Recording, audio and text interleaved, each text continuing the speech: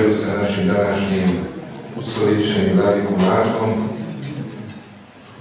prečasno sveštenstvo, prepodobno monaštvo, visoke zvanice, draga braćo i sestre, ja dolazim iz eparhije Austrijsko-Švajcarske, iz Beča, sa delegacijom naše crkve, sa otcem Ljubomirom Radovanovim iz Klagenfurta i sekretarom eparhijskog upravnog odbora otcem Đakonom Aleksandrom.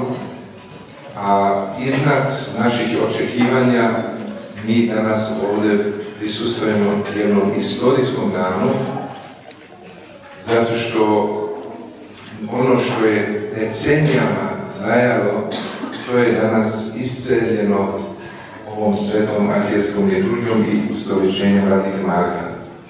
Želim 3 stvari da kažem. Prvo, to prijateljstvo sa vladikom Markom.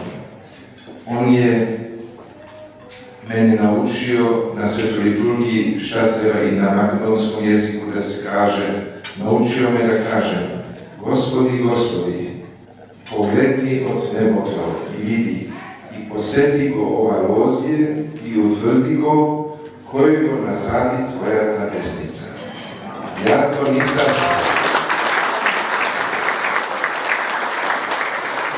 nisam znao, ali on je to mene naučio. I ja sam to primenio u Beogradu, dok sam bio vikarni episkop. I poslije iz Beograda sam to preneo u Švajcarsku, u Austriju, u Italiju, na Maltu. I moram da vam kažem, narod to voli. Eto, osjećam jer ja načastujem na svetoj liturgiji i vidim naš narod koji dolazi, on to voli. Želi da čuje i na ovom jeziku, dakle na svojoj svetoj liturgiji.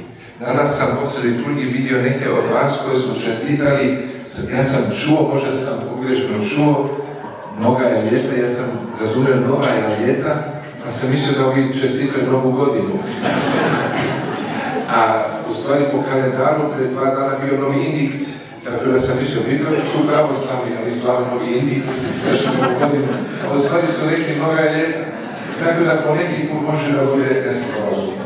Vladike Marka, zaista sam bio siguran, kad njega slušam, nikada nismo govorili o komplikovanim stvarima, samo o misiji naše pravoslavne crkve u savremenom svijetu. Jer sam bio uvijek siguran, kad on nešto kaže, da to radi dobra opštega.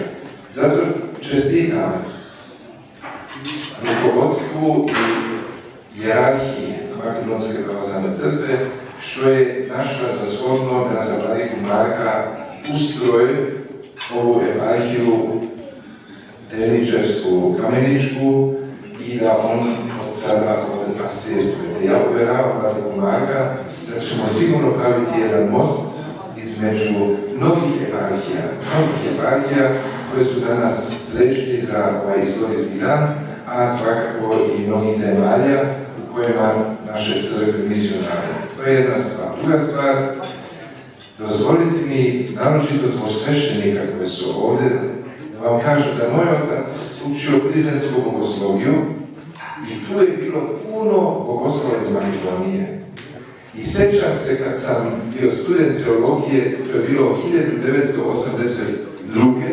jer sam bio na 2. godini, moj otac je meni rekao: sine, dolazi u Düsseldorf jedan moj drug iz bogoslovije, on je Prota, on dolazi sa suprugom i molim da kad bude bilo da budeš pažljiv i tako dalje. Ja sam kao teolog znao da nešto nije u redu između Srpske crkve i makedonske hijerarhije, ali vladika Lavrentije je tada rekao da sveštenici mogu da zaslužuju. Tako da taj sveštenik, on se prezivao Stojanovski, došao sa suprugom 1982. i saslužili su moj otac i njega svetu liturgiju. I sad pazite, kad se završila sveta liturgija, spontano u našoj sali, bila puna sala, obična nedjelja, ali naša crkva bila puna, išao neki tanjer od stola do stola da koga javi za ovoga sveštenika iz Makedonije da se skuplja neki prijedlog, neka pomoć. I skupilo se dosta, da kaže. A ovaj sveštenik Stojanovski je uzeo reč i rekao hvala na svemu. To je bio aristokrata, njegova žena je jedna dama velika. On je rekao, draga braćo i sestre, ja se najviše radujem što danas sam se združio sa mojim drugom iz Bogoslovije, što smo zajedno ovdje posle i hvala vam što ste skupljali. Evo, kaže, ima ovdje student teologije, on je gladan, evo ja njemu dam prilog što ima. Ja sam ostao bez teksta kakvih otmenih prota i protojere i sveštenika imao u Makedonskoj crkvi. Ja sam imao puno druge neke predstave da je to neka siromašna zemlja, tamo, znate, slabo razvijena i sve. Međutim, ovaj sveštenik Stojanovski, ja ću da gledam u kalendaru letopisu moga oca, koje je on tačno bio ime i prezime, jer ne mogu da zavrlo student teologije, da sam od jednog sveštenika dobio ovakvu lekciju. To je mene posle ipak odredilo kako treba u mojoj glavi da razmišljam, dakle, kad je u pitanju naša crkva. Jako tada su bila vremena čudna, ali to je bio jedan aristokratski, otmeni sveštenik, visokog morala i napravio jednu lekciju u tim jako teškim vremenima. Treće što sam trebao da kažem, mi imam sad šta kad se vratim na sabor, znate, ipak mi diskutujemo tamo, vidim kod naših patrijarha njegov osmeh, njegov radost. Na našem saboru sve ovo što doživljavamo sa vama, sa sveštenicom, sa episkopima, sa monaštvom, to je toliko lepo, to će svima nama dati veliku snagu, jer ovo je pojačanje. U Evropi izdaju se deklaracije o modernom životu, o novom životu, o 3D. Demografska transformacija, digitalizacija i dekarbonizacija. Ali sve bez pravoslavlja. Od prilike sve ćemo to uspjeti samo ne pravoslavlje. Ima u Europskom parlamentu jedna deklaracija koja je izašla koja kaže da pravoslavlje i islam smetaju u razvijanju procesa evropske baštine ljudskih prava. Dakle, dobitkom u jedinstvo pravoslavne crkve, makedonske pravoslavne crkve, sa talentovanim i veoma ozbiljnim teološkim kapacitetima. Mi već sasvim drugačije stojimo sada u Evropi, kada ima ovakvih napada na pravoslavlje. I to je, znate, ljudi nemaju pojma, ne znaju. Oni imaju tako neke predstave o pravoslavlju, ne razume ništa, nisu upoznali narod, a crkve su im prilično prazne. Dok su naše pravoslavne crkve u dijaspori prilično pune.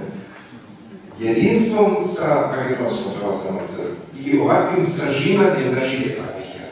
Pa zar smo mi svesni kakva je to sila i velika snaga i kapacitet za procese koje su, jer mnogi kažu, tek kad smo došli u Ohrid i vidjeli smo Svetu Sofiju, Sveti Naum, Bogorodicu Perivletu, Manastir Matejče, Staro Nagoričane, Sveti Georgij i tako dalje, tek smo shvatili pa i to je Evropa.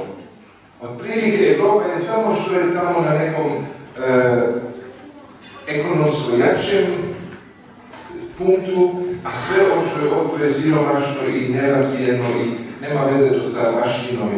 Dakle, u saboru naše crkve mi smatramo ove procese koje su se, dakle, razvijale izuzetnim pojačanjem i obnovom pravoslavnog duha i pravoslavnih inicijativa i, dakle, kapaciteta koje imamo. U tome vidim ulog Marka koji je nastradao. A mi smo gledali na televiziji teo da sahranjuje oca neke monahinje, tamo su došli neki, njega su ometali, nije smeo da sahranjuje, tamo je strašno, je to bilo vapaje i krikovi. Ali vidim da je vladika Marko posle svih tih godina sve to pretrpeo, sada, hvala Bogu, dobio eparhiju. Ja geografski nisam znao za Dečevsku kameničku oblast, ali ja sam najsrećniji čovjek. I mislim da govorim u ime svih nas koji smo ovdje došli na ustoličenje, da nam put iz naših eparhija u ovaj kraj nas povezuje automatski i sa vladikom Ilarionom, koji je čak i podelio svoju eparhiju sa vladikom Grigorijem, koji je ovdje komšijska eparhija, a svakako što je za nas najinteresantnije što imamo ovdje među nama arhijepiskopa koji je 7 godina čamio u zatvoru. Bio sam u Velesu na suđenju jednom, u Skoplju na suđenju na drugom. Jedino što smo voljeli da on može da slavi Vaskrs, kaže ne može da se slavi Vaskrs. Čovjek je ipak duhovnik, to je u svim mogućnostima da čovjek može da bude pušten privremeno da služi, ne može to. Mi smo sve to sada završili, hvala Bogu. Vladika Marko je danas ustoličen, vladika Jovan dobio također eparhiju, gledali smo kako to ide i zato želimo sve srca da kažem, ovo je istorijski dan za sve nas, mi ćemo to dobro pamtiti, želimo vladici Marku uspješan misionarski rad, napredak u duhovnom životu i u ljubavi prema svojim kolegama, vladikama koji su ovdje iz Makedonske crkve, danas koji su nama lekciju danas pokazali kako možemo zajedno služiti liturgiju. Neka sve nas Gospod blagoslovi i srećan i blagosloven Arhimas.